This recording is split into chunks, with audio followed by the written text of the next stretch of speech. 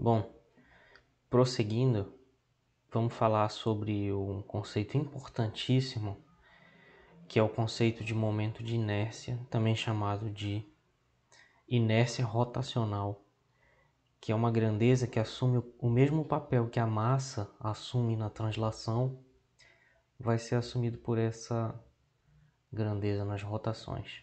No caso, a gente está se referindo ao movimento de corpos rígidos.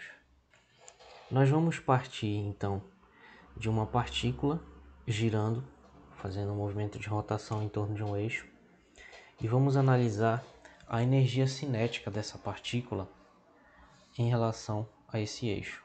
Então, a energia cinética de uma partícula em movimento, K, é igual a metade da sua massa vezes a sua velocidade ao quadrado. Como essa partícula está desenvolvendo um movimento de rotação, é interessante que a gente seja capaz de escrever essa energia cinética em termos da sua velocidade angular, que são grandezas angulares relacionadas à rotação.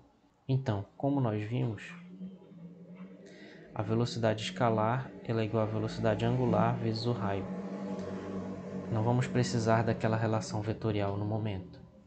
Substituindo isso na expressão da energia cinética, a energia cinética é igual a metade da massa vezes a velocidade escalar ao quadrado, que é ômega vezes r. Então, essa energia cinética vai ser metade da massa vezes a velocidade angular ao quadrado vezes r ao quadrado. A gente pode reescrever essa expressão da seguinte maneira: metade, e aqui a gente vai destacar uma grandeza que vai ser mr ao quadrado vezes a velocidade angular ao quadrado. Então aqui a gente pode fazer uma analogia com a forma da energia cinética escrita em termos das grandezas de translação, metade da massa vezes a velocidade ao quadrado, e perceber o seguinte: o papel que a massa desempenhava aqui no movimento de translação vai ser desempenhado agora pela massa vezes a distância r, que seria essa distância entre o eixo de rotação e a trajetória, né? Em vez da massa, vai ser massa vezes raio ao quadrado. Se a gente fizer a analogia de que agora a velocidade que importa é a velocidade angular e que esse meio daqui já está aqui, então o papel que era assumido antes apenas pela massa agora vai ser dado pela massa vezes raio ao quadrado. Tá? Então essa grandeza, massa vezes raio ao quadrado, vai ser o momento de inércia ou inércia rotacional dessa partícula, tá certo? É uma grandeza que nós vamos chamar de inércia rotacional, porque ela assume o mesmo papel de inércia que a massa assume na translação. E essa questão da energia cinética não é a única maneira de verificar isso, tem outras maneiras, certo? Bom, vamos considerar então agora um sistema de partículas, ou seja, várias partículas, girando em torno do mesmo eixo com a mesma velocidade angular, beleza? Então nessa situação aqui nós temos, vamos dizer que sejam n partículas, nesse caso aqui da animação n igual a 3, mas vamos imaginar um número qualquer, e que essas n partículas estão oscilando em torno do mesmo eixo e que todas têm a mesma velocidade angular. Por que isso? Porque isso é um passo intermediário para a gente entender como é que um corpo rígido rotaciona. No corpo rígido, todos os pontos dele vão rotacionar com a mesma velocidade angular, né? E em torno do mesmo eixo, justamente por o fato dele ser rígido, ele não vai se deformar enquanto está rotacionando, certo? Agora, se nós fizermos o que foi feito aqui para uma partícula e estudarmos a energia cinética desse sistema, a gente vai ter uma ideia do que é a inércia rotacional para esse sistema. Então, a energia cinética agora do sistema vai ser a soma de todas as energias dessas partículas aqui. Então, o que vai ser a energia de cada uma? Cada uma vai ter uma velocidade, né? E cada uma vai estar oscilando aqui num raio diferente. Então, vamos dizer que esse seja o R1, esse daqui R2 e esse daqui R3, e a gente tem que imaginar N. Por quê? Porque justamente no caso que interessa, que é o corpo rígido, vão ser infinitas. Então, isso aqui é só o intermediário, certo? Muito bem. E cada uma vai ter a sua massa. Então, a primeira vai ter uma massa M1 e vai ter uma velocidade V1. A segunda, uma massa M2 e uma velocidade V2 e assim por diante. Então, a energia cinética vai ser metade da massa de cada partícula, vamos dizer da M1, vezes a velocidade dela ao quadrado. E isso vai ser somado para cada partícula, né? Então, a gente vai somar as energias, que é a energia escalar. Então, metade da massa da segunda partícula vezes a velocidade dela ao quadrado. E a gente vai fazer isso até a última. Na figura são 3. No caso geral, são n. Então, a última vai ser uma mn maiúsculo vezes a velocidade da última partícula ao quadrado. E para simplificar, a gente pode escrever isso como um somatório que vai de igual a 1 até n, porque aí a gente escreve só um termo, já que eles são todos iguais, e a soma depois. Então vai ser metade da massa da iésima partícula, mi, vezes a velocidade dessa iésima partícula ao quadrado. E aí a gente entra com o mesmo argumento do caso anterior, né? Só que agora, levando em consideração o seguinte, ó, para cada partícula vai valer essa relação aqui. A velocidade da iésima partícula vai ser igual à velocidade angular vezes o raio da iésima partícula. Note, melhor dizendo, que a velocidade angular para todas vai ser a mesma, então aqui eu não preciso botar ômega i, certo? Só ômega vezes o raio da iésima partícula. Para a primeira, V1 é igual a ômega R1. Para a segunda, V2 é igual a ômega R2. E assim a gente vai até acabar o sistema. Usando esse argumento, a gente pode substituir de volta aqui na fórmula, na equação da energia cinética. E ela vai ficar então, geralmente a gente bota esse meio para fora do somatório, porque ele, na verdade, isso é uma distributividade, né? Tem o somatório, a constante pode sair da soma. Então fica meio da soma de igual a 1 até n, vezes a massa mi, vezes a velocidade vi, que é essa expressão, ômega ri, tudo ao quadrado. Então, se a gente reescrever adequadamente essa expressão, tomando cuidado para seguir as regras de matemática básica, vai ficar ri ao quadrado vezes ômega ao quadrado. Então a gente percebe aqui que dá para botar esse ômega ao quadrado em evidência, porque ele não tem índice de soma. Então, na verdade, dá para botar em evidência igual a gente botou o meio, é uma constante simplesmente. Então a gente pode reescrever essa energia cinética como sendo metade do somatório de igual a 1 até n da massa mi vezes o raio ri ao quadrado de ômega quadrado. Então a gente chega nessa expressão aqui para energia cinética, tá? Então como é que a gente pode interpretar esse resultado? O que esse resultado está dizendo? Se a gente comparar com o caso anterior, no caso anterior, né, ficou meio alguma coisa vezes ômega quadrado, e esse alguma coisa a gente chamou de inércia rotacional. Então a gente vai fazer a mesma analogia aqui. Metade de alguma coisa vezes a velocidade angular ao quadrado, esse alguma coisa é a inércia rotacional, nesse caso do sistema. Então essa vai ser a expressão da inércia rotacional no sistema de partículas. Vamos só comparar melhor isso daqui. Olha só. Essa é a energia cinética de uma partícula e essa daqui é a energia cinética de rotação de um sistema de n partículas. Então a gente percebe algumas semelhanças. O meio lá na frente, esse termo da massa, que é a massa para uma partícula, vai ser esse somatório para um sistema de partículas, E a velocidade, no caso da translação, é a velocidade escalar e na rotação é a velocidade angular que interessa. Então, se a gente fizer essa analogia, a grandeza que carrega a informação sobre a inércia da rotação é esse somatório. Então, é essa soma da massa vezes a distância ao quadrado para cada partícula, certo? É isso que vai carregar a informação do quanto é fácil ou difícil rotacionar o sistema, certo? Por quê? Porque é isso que a inércia rotacional mede, tá? Ela mede o quanto é fácil ou quanto é difícil girar um objeto em relação a um eixo de rotação, tá? Então a gente vai já a gente vai tornar mais preciso esse conceito no sentido de que a gente pegou um somatório e eu já estou pulando para um corpo rígido. Quem tiver mais atento ou atenta vai perceber que está faltando aí um passo lógico, mas a gente já vai ver isso. Mas antes, eu só queria esclarecer o significado, né, dessa inércia rotacional. Tem duas fotos aí, aliás, uma foto e uma animação. Nessa foto da esquerda tem uma pessoa fazendo um malabarismo, né, com essa barra.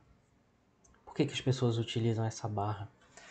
Porque essa barra ela tem uma distribuição de massa e tem um comprimento que faz com que ela tenha uma grande inércia rotacional. Ou seja, é difícil girar essa barra. Então, se a pessoa está atrelada a essa barra, é mais difícil para a Terra fazer a pessoa mais a barra girar, porque a barra tem uma inércia rotacional. Ela tem uma dificuldade de ser rotacionada, de ser girada, de entrar em rotação. E nessa animação da direita, tem uma foto de uma bola de futebol com alguém muito habilidoso, né, manipulando ela, que mostra o oposto. Quer dizer, a esfera, mesmo que ela seja oca, ela tem uma enorme simetria e isso faz com que seja mais fácil girar o objeto. Então, essa definição de inércia rotacional, vamos tentar entender. Nela aparece a massa e aparece massa vezes distância ao quadrado. Então, na verdade, a inércia rotacional não depende da massa, mas sim da massa e da sua distribuição, ou seja, da maneira como a massa está distribuída no objeto. No caso aqui da barra, ela está distribuída numa linha. E essa linha é grande, então aí entra o R ao quadrado lá da expressão, massa vezes R ao quadrado, que vai fazer com que a inércia rotacional da barra seja grande. E a bola, na verdade, ela tem uma mesma facilidade de girar em qualquer direção, em qualquer eixo de rotação, né? Bom, vamos ver então a definição da inércia rotacional, como a gente viu para um sistema de partículas, ela é isso aqui. Então, se a gente tem n partículas girando com a mesma velocidade angular ômega e em torno do mesmo eixo, nesse caso a inércia rotacional vai ser igual ao somatório em todas as partículas do produto da massa vezes a distância RI ao quadrado. Então esse MI é a massa de cada partícula e RI é a distância dessa partícula ao eixo de rotação. Então essa vai ser a definição da inércia rotacional, e dessa própria definição a gente percebe que a unidade no SI vai ser a unidade de massa, que é quilograma, vezes a unidade de comprimento, que é metro ao quadrado. Então a unidade da inércia rotacional vai ser quilograma vezes metro ao quadrado. Então, para uma partícula, a inércia rotacional vai ser a massa vezes a distância ao centro ao quadrado. Então a gente pode fazer um exemplo bem simples aqui. Então a gente pode imaginar uma partícula aqui, que digamos que ela tenha uma massa igual a 20 gramas, que ela está a uma distância R igual a 10 centímetros do centro, tá?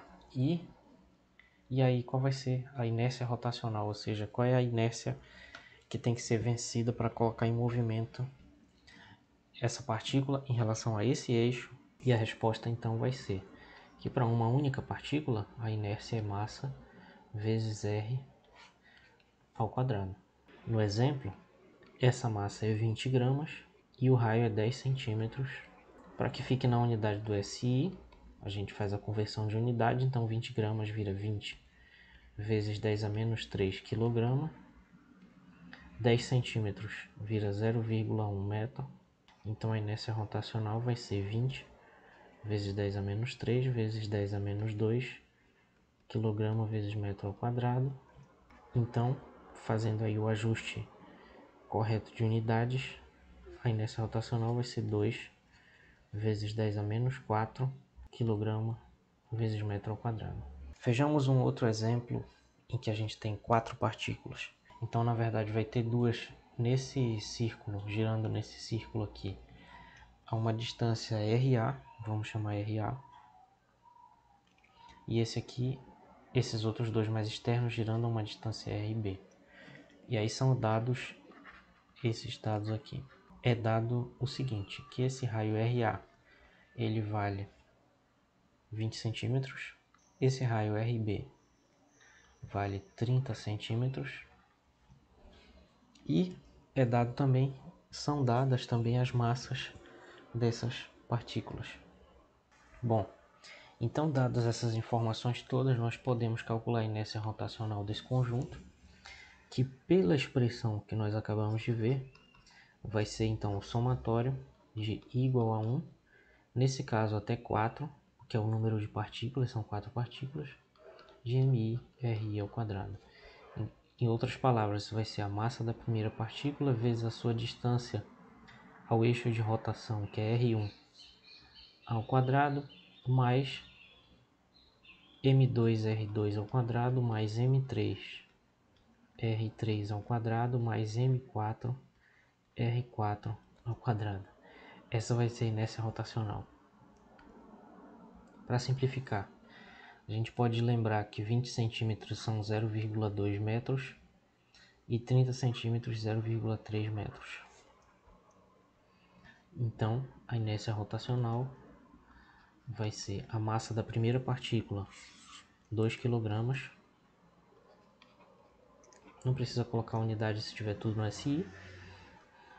Vezes a distância da primeira ao quadrado. Essa primeira partícula está na órbita mais externa. Então ela está nessa órbita de raio RB, que é 0,3 metros. Então fica 0,3 ao quadrado. Prosseguindo, a gente tem a massa M2, que é essa aqui, de 500 gramas. Então a massa dela é na verdade 0,5 kg. E ela está nessa órbita mais interna de raio RA. Então 0,2 metros. E aí pela fórmula, essa massa, meio quilograma, vai ser multiplicada por esse raio R2. Bom, então com isso a gente vai ter essa soma da massa vezes a distância ao quadrado para cada partícula. Efetuando esse cálculo, a gente descobre que isso vai resultar 0,53 kg vezes metro ao quadrado. Então essa é a inércia rotacional desse sistema de partículas. Bom, vamos então para o caso mais interessante, digamos assim, que é a inércia rotacional para um corpo rígido. Então, para um corpo rígido, que eu simbolizei aí por essa figura girando em torno desse eixo de rotação, a gente pode entender cada pedacinho dele, muito pequeno, como sendo uma partícula. Então, e depois a gente pode tomar o limite em que cada pedacinho vai tender a zero, e na verdade isso é integral. Então a gente vai substituir o somatório pela integral, tá? Então a gente vai ter um pouco da inércia rotacional, um DI, quando a gente fizer aqui um produto de uma massa muito pequena, dm, pela sua distância r ao quadrado. Então a gente tem que imaginar que o corpo rígido, né, rotacionando aqui em torno desse eixo de rotação, e esse elemento de massa dm vai estar a uma distância r desse eixo de rotação bem aqui. Então, a inércia rotacional vai ser o resultado da gente calcular essa integral desses pequenos valores de I, desse R ao quadrado vezes o dm, tá? E isso é que vai ser o I. Então, a inércia rotacional mesmo vai ser a integral de R ao quadrado dm. Então, surgiu magicamente um quadrado amarelo aí. Essa vai ser a inércia rotacional. Note o seguinte, esse m não vai ser uma variável de integração. A gente não vai integrar de verdade sobre a massa, tá? Então, esse foi o vídeo para tentar explicar um pouco o que é a inércia rotacional. Essa vai ser a integral que a gente vai utilizar para calcular essa inércia rotacional. Na engenharia civil é mais comum chamar de momento de inércia. Então, se você é dessa área de engenharia civil, tente se acostumar mais com esse nome, momento de inércia, que é mais comum. E no próximo vídeo nós vamos mostrar vários exemplos de como, de fato, calcular essa grandeza em várias situações. E vamos ver também uma tabela com vários valores e também alguns sites onde você pode encontrar outras inércias rotacionais, né, para outras situações também. Até o próximo. Aliás, até a próxima.